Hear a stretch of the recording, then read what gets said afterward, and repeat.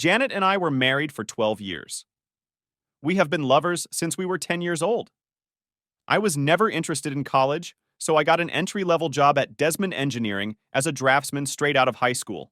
A year later, Janet and I got married, and the following year we became the proud parents of twin girls, Bethany and Brittany. Things were tough for the first few years, but we watched our pennies and things seemed to work out. I was still a draftsman, but I was a few grades higher than when I started. Money was better, but still tight. We managed to save enough money to buy a small house, and we had two nice cars. They weren't new, but they weren't old-fashioned either. Janet always wanted to be a housewife, so she never worked. We didn't need any extra money, so that was fine with me. We were both healthy and in good shape. Janet was a little stockier than when we got married, but not by much. She was just over 5 feet tall and had dark brown hair with bangs. She looked like little Marie Osmond. I haven't changed at all. I played right tackle on the high school football team, so I wasn't small, but I wasn't flabby either. Billy Martin moved to Reading from Lancaster about a year ago and took a job with Desmond Engineering as a surveyor. Billy and I played football against each other and immediately became friends. He also married his high school sweetheart, a redhead named Sarah. Sarah and Janet became instant friends. They didn't have children yet, but they were ideal nannies. When we weren't at work, Billy and I enjoyed each other's company. It was a pleasant breakaway from my wives. Of course, Janet and Sarah did the same. They went shopping together, went to parties and club meetings, and Billy and I watched the girls and TV. Sarah also took a job as a secretary at Gilbert Engineering, located just outside the city. I started noticing some things about 6 months ago. Previously, the PTA meeting was held once a month, but now it is once a week. Sarah didn't have children, but she always went to see Janet. The frequency of Tupperware and Magic Chef parties seemed to increase every month, but they never bought anything. They joined a book club, but never seemed to find time to read. On weekends, they spent hours shopping, but bought very little. Janet's collection of fashionable lingerie seemed to be growing, but I never got to enjoy any of it. It started eating me. I never mentioned anything to Billy because he didn't seem to care. I didn't want to cause problems if something happened. About an hour after I put the girls to bed, Janet came home from some kind of basket party. She took a shower before Sarah picked her up and took another as soon as she got home. This seemed strange to me. While she was in the shower, I quickly checked the basket and found a set of black lace lingerie. Who would wear black lace lingerie to a basket party? I'm not in the habit of checking my wife's panties, but I did this tonight and found that the panties were wet and sticky. I put them in my pocket. Until tonight, I had never once rummaged through my wife's purse or wallet. The only thing I was really interested in was her cell phone. Apparently, she was pretty sure I wouldn't spy because she hadn't deleted a single call in the last week. The majority of calls were addressed to Sarah, but a large number of incoming and outgoing calls were addressed to KC, KH, and KW. Of course, I had no idea who they were, but I quickly realized that the C stood for cell, the H stood for home, and the W probably stood for work. I checked her address book, and Sarah also had 3 numbers listed: Sarah S, Sarah H, and Sarah W. I was amazed at how well organized my wife's phone was. I looked at Sarah's work number and noticed that it had an extension. I looked at KW's number, and it was the same number as Sarah, but with a different extension. It wasn't hard to guess that Janet was calling and receiving calls from someone who worked with Sarah. It was also easy to guess that Sarah must have been the one who introduced Janet and the mysterious company, K. Gilbert. Engineering was now closed, so I took Janet's phone and called KW's number. Hello. You approach Ken Sanders' desk. I'm not at the table right now, but if you leave your name and phone number, I will contact you as soon as I can. I hung up immediately after the signal. It was too easy. John, are you going to bed? Janet simply poked her head around the doorway. I'm almost finished with this book. I'll get up as soon as I finish it if I don't fall asleep on the sofa. Of course, I had every intention of sleeping on the couch. It was a restless night. I kept trying to figure out what I did wrong or what I could have done differently. It was a terrible waste of time and mental effort. Every time I redirected my thoughts to what I should do, they kept coming back to what I should do. I kept looking at the clock, and it didn't move. All I knew for sure was that I was not going to take any blame for what happened or what was going to happen. I woke up to the sounds of my 2 little angels cooking breakfast. Janet encouraged them to take care of themselves rather than wait. It was a good idea, and it seemed to work. I was stretching and scratching myself when my wife entered the room. You better hurry up, John, or you'll be late for work. No problem. I'm not going to work today. Why? You never miss work. Too many personal problems? I yawned and trudged towards the bathroom. I needed a shower. Janet looked a little puzzled. When I returned, the girls had already left for school. I took a cup of coffee and sat down at the table opposite my wife. She looked at me reluctantly, as if expecting something, but not knowing what. Tell me about your novel. I didn't want to beat around the bush, but I almost knew she wasn't going to just open up and bare her soul. Be serious, John. Is that why you're moping? Do you really think I'm cheating on you? Yes. Now tell me about your novel. We've been married 12 years, John. Why would you even think such a thing? Janet, I have work to do today, and I'm not going to sit here and play games with you. I'll ask you again, tell me about your novel. My loving wife let out an exasperated sigh and leaned towards me. John, it's all in your head. There is no romance here. Well, I'd like to thank you for your honesty, but I can't right now, can I? She leaned back in her chair and sipped her coffee as if she had taken control of the situation. Can you answer me a few simple questions? Yes, John, of course. What would you like to know? Why do you go to PTA meetings every week, even though the PTA secretary says they only have monthly meetings, and you haven't been to one in 6 months? I do not understand what you're saying. She was a little less sassy. You and Sarah go to non-existent PTA meetings every Tuesday. Why would you lie about something like that? Janet pondered the question for a while, and then found the answer. I'm truly sorry, John. It's ladies' night at Rosie's Cantina on Tuesday, and Sarah and I are going for 2-for-1 margaritas. We didn't want you and Billy to think we were messing around, so you didn't tell us. It was a mistake, and I'm very sorry. From now on, we will inform. Nice try, Janet. Of course you know that I will check this. I'm sure Sarah will support you, but what about the people from Rosie? John, you're getting more out of this. When you go to little Tupperware parties and things like that, why do you take a shower before you leave and another when you get home? She was in no hurry again. A lot of women smoke at these parties. When I come home, I want to get rid of the smell of my hair. It's not a big deal, John. Why do you wear fancy underwear to go to these parties? You never wear sexy things for me unless it's a special night. Every evening you spend with these housewives, you wear your best. Why? I don't have a good answer to this question. I just want to feel dressed up sometimes when I go out. Her lies began to irritate me. It's time to put an end to this. I was angry, and it was difficult to control. These are the panties you wore last night. I threw them on the table. When you came home, the squat was wet and covered in something sticky. I know what the hell sperm is, and I know it's not mine. Don't try to tell me you have a yeast infection, or I swear I will. Hit you. Janet was squirming in her chair at this moment.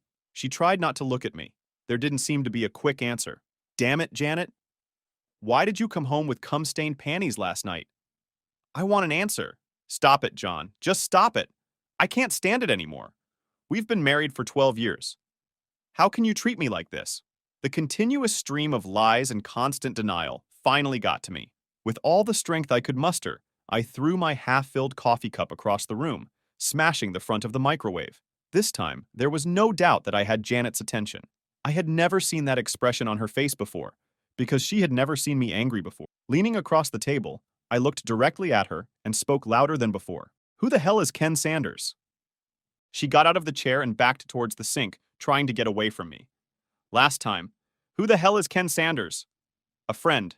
Just a friend. She was scared to death when those words came out of her mouth. Did you have sex with him? Yes. Yes, I had sex with him. Did you have sex with him last night? Yes. Yes, I did it. Stop it, John. Please stop this. I'm really sorry. I'm really sorry. Just stop, please. She stood at the sink and bawled like crazy. I took a cup out of the cupboard and poured myself some fresh coffee. As I started to sit down, Janet's cell phone rang. Her eyes darted from me to the phone and back to me. This is from Ken. I think we better answer. I pressed the speakerphone button and answered the call. Good morning, sugar. I just came to work and saw that last night you tried to call me on my work number. Did you forget something at home? Janet, or should I say Sugar, seemed distressed. There was a moment of silence. Janet, are you here? Is there something wrong? She looked at me with a petrified expression. I nodded back to her. Ken. She hesitated. Ken, my husband is here. He knows about us. He has his phone on speaker. He didn't hang up, but he didn't answer either. I felt obligated to let him off the hook. Ken, good buddy. I have some things I need to do this morning, but I promise to come see you this afternoon. Maybe you should put 911 on your speed dial. I ended the call and put the phone back in my pocket. Janet just stood at the sink in her robe, shaking. I have to go. I have one more question. What is the name of the guy Sarah is dating? John, no, please don't make me. The second cup flew across the room and crashed into the tiled wall behind the sink. She jumped back and couldn't speak fast enough. Kelvin? Calvin Bostic. I'll be back this afternoon. Remove all your belongings before this time. My mom will stay with the girls until we make other arrangements. Anything you can't fit in your car, I'll get it for you. Let my mother know where you will be. Do not call me. She didn't move or say anything else as I walked out the door. Of course, I had no idea what to do next. I decided to go into the office and see Billy. I thought of him as a friend and felt that he should know what was going on. It was pretty easy to figure out that Sarah met Calvin at work and became friends with him. Ken was probably Calvin's friend, who needed a date. I may have simplified this a bit, but I thought it was close enough. Billy was not in the office. He was on the spot setting some bets or something like that. I called him on his cell phone. Billy, I don't want to bother you, but I have bad news. Is someone injured? Not yet, but they will. What the hell are you talking about, John? Janet and Sarah got themselves a couple of boyfriends. On all those nights when they had to go to meetings and Tupperware parties, they actually got together. You are sure? I don't believe you, John. Sounds like some kind of nonsense to me. Ask Sarah about a guy named Calvin Bostic. He works with her in Gilbert. I think she introduced Janet to another guy from there. Damn, are you sure? Damn it, John. I know Calvin Bostic. We were in the same graduating class. What about a guy named Ken Sanders? Yes, him too. Tall, skinny guy. Billy, I believe Janet is going to warn Sarah as soon as she can. Janet gave me a whole lot of crap this morning before I pinned her down. I'm sure you'll get the same from Sarah. Billy hung up and I went to HR to ask for a short leave. I didn't feel like working right now. It only took 10 minutes to transfer all the work I was doing to another draftsman. Around the same time, Janet's cell phone rang. Caller ID showed it was Sarah. Janet, what the hell is going on? Billy just called me. He arrives at the office. I think someone said something to him. I didn't answer her. Janet, are you here? Now is not the best time to play. Hi, Sarah. This is John. I had to borrow Janet's cell phone this morning. Mine was dead. What are you talking about, Sarah? What exactly did someone say to Billy? I couldn't help it. At that moment, I felt angry and disgusted. I'm so sorry, John. I thought I was calling Janet. I'll try to take her home. I don't think you should bother her right now. She is very busy packing all her things. She doesn't have time to chat. What do you mean, pack her things? She's going back to live with her parents for a while. The pause on the other end of the line was funny. I smiled as I imagined all the scenarios running through Sarah's head. I think it would be more important for you to tell Calvin that Billy is on his way. He could probably use a head start.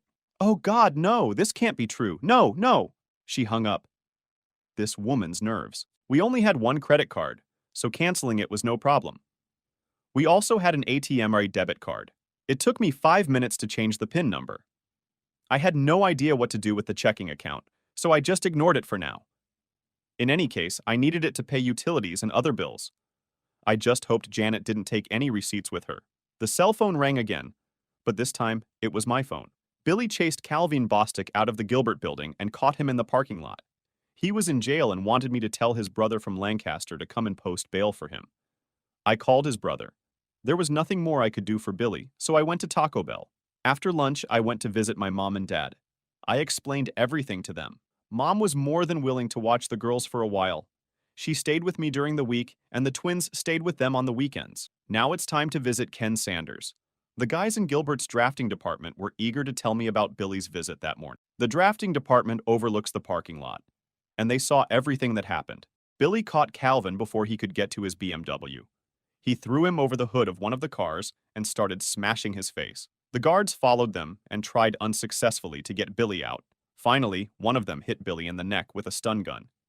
He wasn't home yet when they put him in the police car. They had to take Calvin in an ambulance. One of the guys showed me the office where Ken Sanders worked. It was empty. Looks like old Ken quit suddenly this morning. We walked past Sarah's desk. She wasn't there either, but it looked like she was still working there. 10 minutes later, I found out Ken's home address and headed to the parking lot. It was a small ranch with no garage. There was a white Lexus in the driveway, with the trunk and back doors open. As I approached the door, Ken Sanders came out with an armful of clothes. He dropped everything and rushed back into the house as soon as he saw me. I tripped over the things he dropped and managed to see him exit out the back as I entered. I had to laugh at his reaction.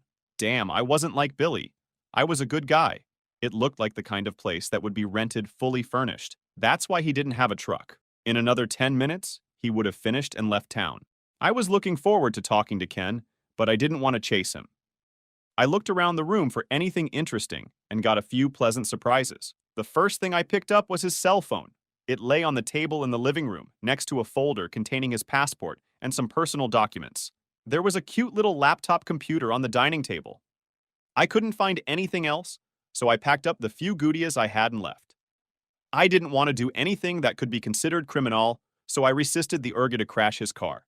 This was beautiful. I think it was a crime to take things out of the house, but damn, he left the door open and anyone could have taken them. Unable to fully control myself, I let the air out of just one of his tires. He'd have to empty the truck to get to the spare tire, and I'm sure he'd do it with one eye on the street looking for me. I'll pick it up later. He received the message. I went into the prison to see Billy. His brother was there, and they were busy with legal matters, so I just waved and smiled at him. He seemed to have everything under control. Mom was already at home and dinner had begun. We talked for a bit, and then I took the things I bought from Ken into the office, where I kept my computer and everything. Before I could take a closer look, Beth and Britt returned from school. I decided it would be best to tell them what was going on before they asked. I didn't have a chance. Hi, Dad. What is Grandma doing here? Where's Mom? Bethany beat me to it. Your mother and I decided to take a little break from each other. She will live with her parents for a while. Brittany started to smile and Beth rolled her eyes and groaned. I win. Ha ha, I'm winning. I told you. Britt was gloating about something, and her sister was frowning. What's happening? What's so funny? Brittany volunteered to explain. Beth and I had an argument. I said your mom cheated on you, and she said that would never happen. Looks like I won. I never said anything about your mother cheating. We are not stupid, Dad, and don't treat us like children. We know what's going on. I just didn't want to admit it. Britt is right. Mom is cheating on you. How did you know this? I just found out. You're a little slow, Dad, and too trusting. Britt put her hand on my shoulder. It was strange. A 12-year-old girl trying to console her father. One Saturday when Mom and Sarah said they were going shopping at King of Prussia, Mom wouldn't let Britt and I go with her. She said it was an adult shopping day, and she would compensate us for it later. When we got to school on Monday, 2 kids said they saw her with a guy in Nobles Grove. We called them liars, but one of the girls had a photo on her cell phone. It seemed pretty trivial. I thought there must be an explanation. But Britt said she was cheating. Why didn't you tell me anything? They both just shrugged. A couple of weeks later, Tracy Mercer's parents saw Sarah, Mom, and 2 guys at TGI Fridays in Allentown. They told Tracy about it when they got home. I sat dumbfounded. Thank God Grandma invited us to dinner. We didn't discuss the issue during dinner, and I apologized before the dessert arrived. Luckily, the twins decided to leave the topic for the rest of the night. I felt relieved. I had just started looking through Ken's laptop when his cell phone rang. It was a text message. DKSRY 4 SNAFU. LYJ. Dear Ken, sorry for the trouble. Love, Janet. I'm not the world's best texter. In fact, I'm pretty bad. But I had no trouble reading this message. It came from Sarah's cell phone, which meant Sarah and Janet were together. I couldn't resist the temptation. TAJ. Thanks a lot, John. Now she knew that I had Ken's cell phone. I spent the next couple of hours going through files and folders on Ken's computer. There were no emails between Janet and Ken, but there were some interesting emails between Ken and some old friends in Lancaster. I was shocked by what I read, and I definitely didn't like it. Janet and I had been together almost our entire lives, and now I learned that I never really knew her. She seemed to have gotten closer to Ken in less than a year than she had with me in almost 20. While I was replacing the cartridge in the printer, I noticed that I was crying. This is not what I usually do. She had hurt me with her deception, and now I felt the salt in the wounds. Perhaps it was because of my tears. I printed out several emails and a dozen photographs. I would have taken more photos, but I ran out of expensive paper. There were no pornographic images, or even anything racy. All of them were suitable for mixed company. Beth poked her nose in the door and asked if she could call her mother. I didn't feel like I could refuse. My mother was with the twins while they talked to Janet and overheard everything. She didn't eavesdrop, but it seemed like the girls weren't trying to hide anything. Mom later told me that they didn't cut Janet any slack and blamed her for the whole problem. The conversation lasted less than 5 minutes. The emails were extremely interesting. Ken applied and was hired as an engineer for an alternative energy project in Spain. His start date was in 6 weeks. Apparently, he did not warn Gilbert about his departure. I'm sure Sarah knew, but no one else mentioned it. He had all the documents ready for the trip except for my passport. I'm sure he could find a replacement, but he better hurry if he wants to set a start date. I guess he could always go to the police and report that I stole it, but I didn't think he would do that. He hasn't booked his plane tickets yet. One of the letters to a close friend explained a lot. Janet planned to get a divorce after joining Ken in Spain. She realized that I would never allow her to take the girls out of the country, so she was going to declare me an unfit father. The letter didn't go into detail about how she was going to achieve this, but it did indicate that it would be severe enough to revoke my visitation rights for the twins or custody. It was completely despicable. Ken wrote this letter, so it was all rumored. I would have liked to have gotten something original from Janet, but I had to make do with what I had. I printed out several copies of this letter. Mom fell asleep watching Leno, so I sent her to our bedroom. The girls have already gone to bed.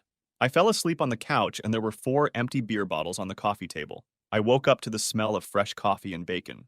Mom always prepared a good breakfast. The girls were finishing their cereal when I approached the table.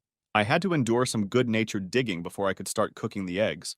The conversation was casual until it was time for the bus. Girls, I'm afraid your mother will try to separate us. She plans to declare me an unfit parent so she can keep you all to herself. I have no problem with shared custody if it keeps you two happy, but I won't give up my right to see you and be with you. I don't want you to have to pick sides, but I want you to know what's going on. Be careful and I don't listen to any lies. Dad, we are smarter than you think. Don't worry about anything. We love Mom, but we won't let her screw you up or anything. Brittany smiled and Beth gave me a thumbs up as they walked out the door. Mom filled my cup and sat down with hers. Relax, John. Everyone is on your side. After showering and shaving, I put on some clothes that were a little nicer than what I usually wear. When I left the house, I felt a little strange because I had 3 mobile phones with me. I made a mental note to buy the cell phone charger Ken had given me. I probably won't need it, but I'd rather be prepared for it. I checked into the family services office and waited for the caseworker to call me. I was confused when I finally got the call because I knew the woman who came to my aid, John Terrell. I haven't seen you for over 10 years. What did you do? Jody Mitchell was easy to remember. In high school, she was one of the goth girls. The goths had their own small group and stuck together. They were ostracized by most of the other kids, especially the athletes, including me.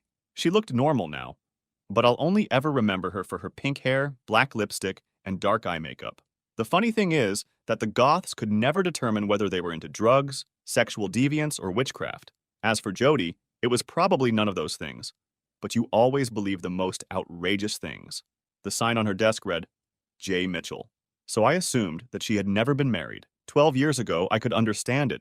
But today she looked, John, what can I do for you? My train was interrupted by her question. I discovered that I stuttered a little. You look great, Jody. She laughed at my awkwardness. You mean compared to how I looked before? Now I felt embarrassed. Probably. But I didn't mean to imply anything. Relax, John. I was halfway through college when I realized that I was smart enough to see the world as I was, without a false facade. I've been what you would call normal for almost a decade now. I'm much more comfortable saying normal than before. Damn it. But that sounds patronizing. I have a hard time keeping my foot away from my mouth. You must excuse me. Forget it. Why are you here? Before we begin, I need to ask you a question. Do you have a file or report on me? Anything at all? Her fingers danced across the keys like a pianist. There's nothing here, John. You married Janet Wilcox, is that right? Yes. And there's nothing under her name either. It sounds like you two are feeding your children rather than beating them. You have children, right? Yes. We have 12-year-old twin girls, Bethany and Brittany. Fine. Now can we move on to the problem that brought you here? Jody, this is a little far-fetched, and I know it may seem hard to believe, but my wife is planning to leave me and wants to take the girls with her. It's not hard to believe, John. We see this all the time. Shouldn't she have a reason to do something like that? Usually when a mother comes to us, she has documents or something else to support the accusation. You just checked and there's nothing there now. Right? That's right, John. But how do I know that you're not setting me up because you did something and she hasn't had a chance to report it yet? She may be obtaining medical information or police reports before coming to our office. Just because we don't show anything on our computer doesn't mean you didn't do anything. You say I can't win. No, I'm not saying that. Why do you think she's going to do something like that? I had no intention of showing anyone the email Ken sent, but now I felt I had no choice. I had to ask myself why I made copies if I wasn't going to give them to anyone. I handed one across Jody's desk. Where did you take it? I took it from a computer that I got illegally. I know it can't be used for any legal reason, but it's kind of proof of what's going on. The word conspiracy comes to mind, but I don't know the legal definition of that. I wanted to talk to you or anyone in this office because I didn't know what to do. I don't know how to protect myself and my daughters from something like this, and I can't afford a lawyer. Jody Mitchell relaxed in her chair. I looked at her and didn't blink. She rocked back and forth several times and leaned toward me. Can you come back tomorrow morning? Yes. Fine. See you then. Can I keep this copy of the letter? I nodded yes and turned to walk out the door. It was nice to see you, John. I smiled and she smiled back. I forgot the goth girl and saw a new Jody. I didn't know any lawyers and didn't know anyone who knew lawyers, so I had to pick one from the phone book. I knew that she was planning to divorce me, but under the circumstances, things could change. I didn't want to take any risks. I wasn't sure what our financial picture would look like in the next few days or weeks, so I asked the lawyer to give me a price up front for the entire package and paid it in cash. I advised him to do it the fastest and easiest way he knows. If she wanted a house, she could have it. Because the property depreciated, it was worth less than the mortgage. I also insisted on joint custody of the twins. At a minimum, I would take full custody if he could do it. I would pay child support, but not alimony. Billy called me on the way to lunch. He needed housing, and I, of course, offered to shelter him.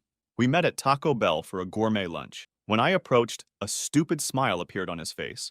I know you can't be that happy. What's happened? A friend of mine who works at Community General Hospital told me a little information about Calvin. Sarah went there to visit him. While she was there, Calvin's wife came in with their 2 children. Sarah had no idea what she was playing. Things got so messy that hospital security had to escort Sarah out. I walked past Gilbert to talk to her, and she was no longer there. She was gone. I think she should be home now, but I'm not sure. Why didn't his wife live here with him? I don't know. Why didn't he go home to his wife and kids on the weekends? I don't know that either. Honestly, I don't care. Billy took a week off from work to sort out his affairs. I didn't know where he would sleep since my mother also lived at home, but we decided that we would figure something out. He was going to go to his house to try and pick up some clothes and his personal belongings in case Sarah wasn't there. He decided he didn't want to talk to her anymore. I was on my way to see my insurance agent, but I didn't make it because my cell phone rang again. John, this is Cameron Wilcox. Can you come over for a while so we can try to figure things out? Janet is in complete despair, and her mother is not helping. Who will be there? The 3 of us and Janet's sister, Carla. I'm not sure what you're hoping to achieve, but I'll be there in about 20 minutes. It was a dark group. I took a folder of goodies with me and gave up coffee. Who wants to start? John, Janet seems to think you're overreacting. She claims that you were furious and made her say things that weren't true to calm you down. She claims she didn't do anything wrong and you have no right to kick her out. I had the distinct impression that my dear wife was telling a very embellished version of what happened to her parents. I can understand why she didn't want to admit to them that she had cheated on her, but she resented the fact that she shifted the blame onto me. What do you want me to do, Cameron? Prove she's a liar or admit I made a mistake? I'd just like to see a few facts so we can better understand the situation. What did she tell you about her friend? She claims she didn't have a boyfriend. She just had a few drinks with friends Sarah worked with and that you misinterpreted it. Cameron, she's had over 80 phone conversations with this random friend in the last month. How many times has she called you and her mother in the last month? They both looked at Janet. She looked at her feet, not at them. Is this like a random friend she meets for drinks every now and then? No one was talking when I pulled out Ken's cell phone. Carla, can you read text messages? This letter was sent to a random friend of hers right after I kicked her out. Why don't you read it to everyone? Dear Ken, sorry for the trouble. Love, Janet. Carla returned my phone. Does this sound like a casual friend? Janet covered her face with her hands. Cameron shook his head slowly. A couple of weeks ago, Janet and her friend Sarah told everyone they were going shopping at the King of Prussia Mall. The twins begged to go with them, but their mother said no. Here are some photos taken during this trip. I handed Cameron 6 photographs. He looked at them and handed them to Martha and Carla. This is not like the King of Prussia. It's like Nebelgrove. Damn it, Janet, what's going on? Until this moment, Martha had been silent. Janet, in every photo you are holding onto that person's hand for dear life. It's not something you do with friends. It looks like the guy in these photos, Ken, is much more than just a friend, I guess. Are you trying to pull me here? The tears flowed slowly and quietly. This was not what she had hoped for. She didn't expect these photos. Here are a few more of the same. I think two of them are from Olive Garden, and one looks like Red Lobster. I have a few more. Luckily, my loving wife is wearing all of them. I think we've seen enough, John. I'm sorry we had to call you here for this. Cameron seemed upset at how he had been tricked. When I stood up, Janet was leaving the room, sobbing like a child. We never got to discuss the stains on her underwear. I think at that time there was no need for this. Cameron walked me to the door. John, I'm sorry we can't undo what's been done, but I guarantee you it won't be ignored. He shook my hand as I left. When I got home, Mom and Billy had already set up a fold-out bed in the living room. It wasn't really a hallway, just a small extra room where I kept my computer. Billy had a pile of extra clothes in the corner that he had taken from home. Sarah wasn't home when he came in. The most interesting thing that was waiting for me when I returned home was the mail. In fact, he was waiting not for me, but for Janet. A beautiful official envelope from the passport department. I knew I shouldn't open it, but I couldn't help myself. It was, of course, a passport, but more precisely, a family passport. The photo was of Janet and two girls. I remember the girls telling me that they had their picture taken, but I never imagined it was for that purpose. Of course, my passport was not in the envelope. I immediately called Cameron and asked him to tell Janet that the goods had arrived. If she needed a passport, all she had to do was send Ken home to pick it up. I would only give it to Ken. I was usually at work when the letter arrived. I would never have known she got it. Cameron told me that they had asked Janet to find another place to live. They had no idea where she was going to go. They seemed a little angry with their daughter. He promised to tell her about the passport. The conversation over dinner was interesting and mostly comprised of girls. Today, a woman from family service came to our school, Bethany said with a shy smile. Would you like to talk a little more about this? Did she talk to you together or separately? We are both at the same time. Her name was Jody. She said you went to high school together. We went to the same high school at the same time, but we weren't together. Britt frowned at me for being smart. Pay attention, Dad. What did she want to talk to you about? You. All she talked about was you.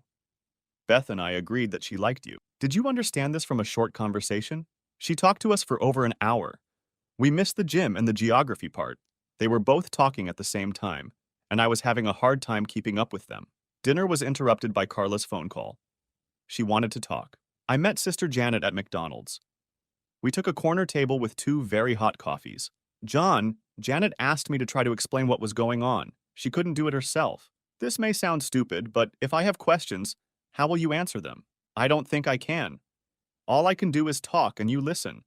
I'm sure I'll mess something up anyway because most of it sounded like gibberish when she told it to me. You are setting me up so that you can tell me that you have no answers. Only excuses and justifications. I always knew you were smart, John. Let's get this over with. I have other things to do. First of all, she blames Sarah for everything.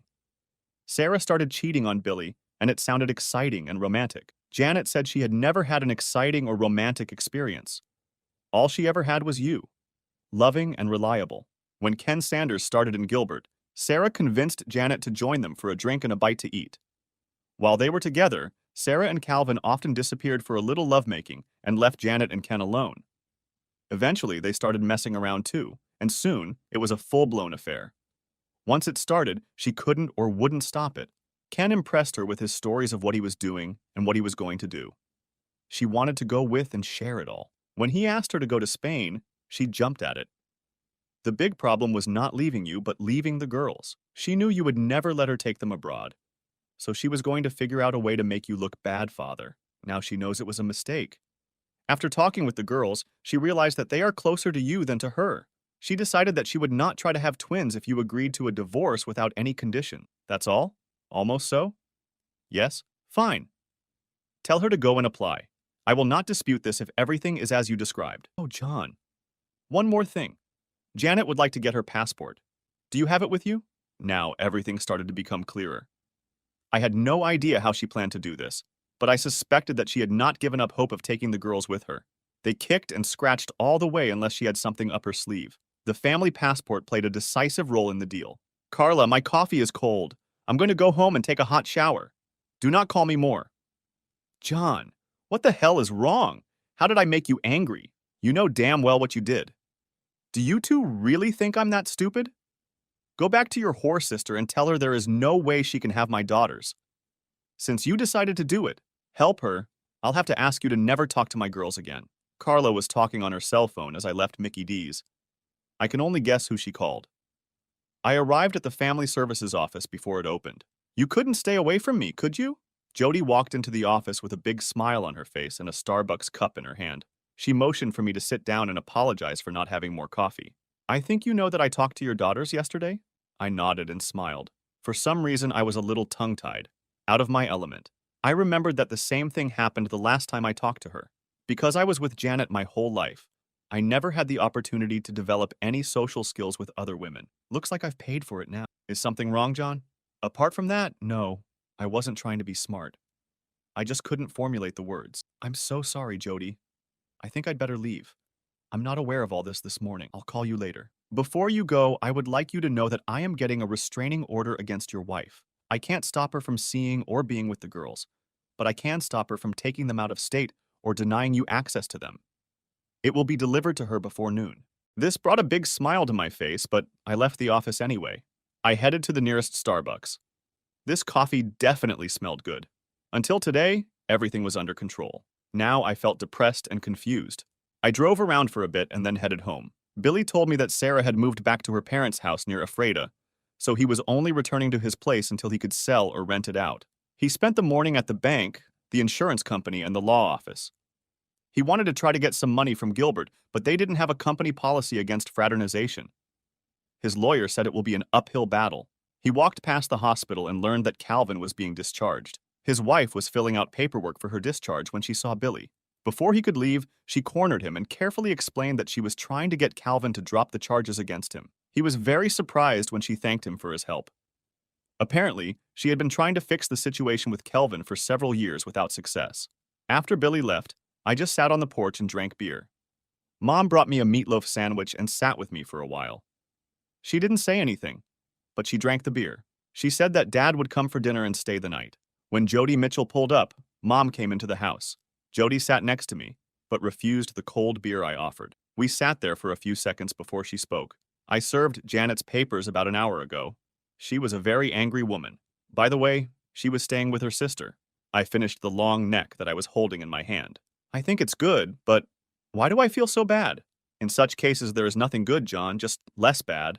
I pulled out another beer, paused, and put it back in the refrigerator. Could you come in and explain all this to the girls? I get along well with them, but no matter how carefully I express myself, it will sound like I'm blaming their mother. I'm afraid if I do this, I will somehow push them away. I do not want to do this. How about 7 tonight? I nodded as she stood up and walked to her car. She stopped halfway and looked back. This was a good sign, and I smiled. She smiled back. Jody came over that evening and spent a long time with Beth and Britt. Billy and I were busy searching his house and clearing out anything that belonged to Sarah or reminded him of Sarah. Jody started coming to our house several times a week. Pretty soon, she was spending as much time with my mom as she was with the girls. I noticed that she was ignoring me. This suited me, but I was curious. One evening, after the girls had gone to bed, she sat next to me. I felt like I had to talk to her. I didn't have the chance. She spoke first. Danny, do you have any wine? Something like that. My speaking skills still needed work. What does it mean? I don't have anything with a cork. I have wine, but it all has screw caps. She seemed to think it was funny. Bring me something red and bring me a bottle. Well, the bottle looked more like a jug, but she didn't seem to mind. I poured it, and we drank. Finally, I forced myself to break the ice. I think the girls get a lot of benefit from your visits. How long will you have to see them? Oh, the twins are fine. They don't need to see me. I came to her to see you. I don't understand. You barely even talk to me when you're here. I thought that was what you wanted. Not really. I was just afraid you had some kind of rule against fraternizing with clients. Her quiet laugh made me feel more comfortable. I'm amazed that you didn't even ask to see my tattoos. What tattoos? It was clear that she was trying to engage me in some frivolous conversation to try to relax me. It was a good plan, and I appreciated it. I have 4 of them, and I got them when I was in high school. 3 are easy to find, but 1 is harder. Are you going to show them to me, or will I have to look for them? It'll be more fun if you watch, but I'm going to need some more wine if you're going to do this. We both laughed as I filled her glass to the brim. The hunt was much more interesting because we had to be quiet so as not to wake the girls. The 4th one was indeed in a very secluded place, and I admired her for a long time before she pushed me away. She left before the twins got out of bed, but I had a strange feeling that they knew what had happened. I told my lawyer from the phone book to finish the divorce papers and deliver them. Janet will have to accept what I suggest or do it herself. She was still living with Carla when the papers were served. There was no answer, and they didn't even call me. Several more weeks passed. Things weren't going well for my father. Mom spent more time there than with me. Fortunately, school was just ending, and the girls moved in with her for the summer. By the end of the summer, Dad was transferred to a nursing home. Billy and I helped Mom prepare the family home for sale, and Mom moved back in with me. Jody visited the girls at their mother's all summer and spent 3 or 4 evenings a week with me. They went shopping and out to dinner together, and I was glad for the attention Brittany and Bethany were giving. At least I didn't envy them anymore. I was pretty sure they knew what was going on between Jody and me. Janet called the girls about once a week, but the conversations were always short, and according to her mother, seemed tense. Most of the time, the twins didn't even tell me she called. Billy's divorce from Sarah was finalized. I had no idea what my status was. He also decided he wanted to start his own surveying business and asked me to come with him. I didn't have enough money to contribute until my mom came to the rescue. When she and her father ran out of money, Medicare picked up his expenses. Instead of watching it all disappear, she thought I should use it for business. I believe she also thought of it as an investment in her future. 3 months later, Billy and I had our own small surveying business. Fortunately, my drawing skills developed into drawing stories. About a week into the new semester, the twins were visited by their mother. They thought they would go to the guidance office to see Jody, and they were both disappointed to see Janet. They tried their best to be polite and respectful to her, but they still couldn't. She told them she loved them both and was sorry things turned out the way they did. She was going to Spain to see the windmills and would send them some postcards. She promised to call them every year on their birthday and send them amazing Christmas gifts. They said she cried when she left. Janet never called me to tell me she was leaving, but the next week her parents showed up at the house. They apologized again for what Janet did, but made no attempt to defend her or justify her actions. Brittany and Bethany were their only grandchildren, and they wanted to be able to see them. I had no problem with their request. They said Carla was too ashamed to come to me. She was torn between her sister and her parents. 2 months later, my divorce was final. Jody and I went to Red Lobster to celebrate. It was a rare evening without girls. They didn't seem to mind. In fact, I think they were in some ways happy. We spent the night at a local Holiday Inn. The twins were delighted when I returned home at 10 o'clock the next morning. They didn't say anything, but they smiled from ear to ear all day. A year later, things were going great, but unfortunately, Dad passed away. Mom expressed interest in moving to Florida with her sister, but did not want to leave the girls. The twins felt that their grandmother had to leave. They carefully explained to me that Jody could take her place, even though she couldn't cook as well as my mother. They also insisted that they were old enough to live in separate rooms. It was an obvious and good plan. The girls received birthday cards from their mother, but there was no phone call. She also sent many cards. All the postcards showed Spanish windmills. I wasn't sure what that meant. She sent them 2 fashionable embroidered dresses for Christmas, but didn't expect young girls entering their teens to experience a growth spurt.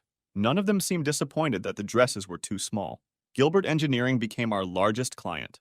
Billy was pleased to learn that Calvin was now teaching electronics at Lebanon County Vocational School, which was a big downgrade from his previous position. He was no longer married. Sarah remarried and moved to California. Ken Sanders didn't last 6 months at his new job. He was now working in the States, but no one seemed to know where. Billy contacted his high school's alumni association to see if he could figure it out. My best friend always thought I got away with Ken too easily. The strange thing was that the girls still received postcards with pictures of windmills. There was never any information on the cards, just general sentiments. Cameron told me that Janet called them several times. She worked at a travel agency in Barcelona. She never mentioned Ken or gave them any information about what happened between them. Jody and I went to Maryland to get married quietly. A year later, she was waiting. Brittany and Bethany were just as excited as we were. They were looking forward to having a little goth girl as a sister. I think it was some kind of private joke between the girls and their new mother. They never let me in on it. I never understood the significance of Spanish windmills.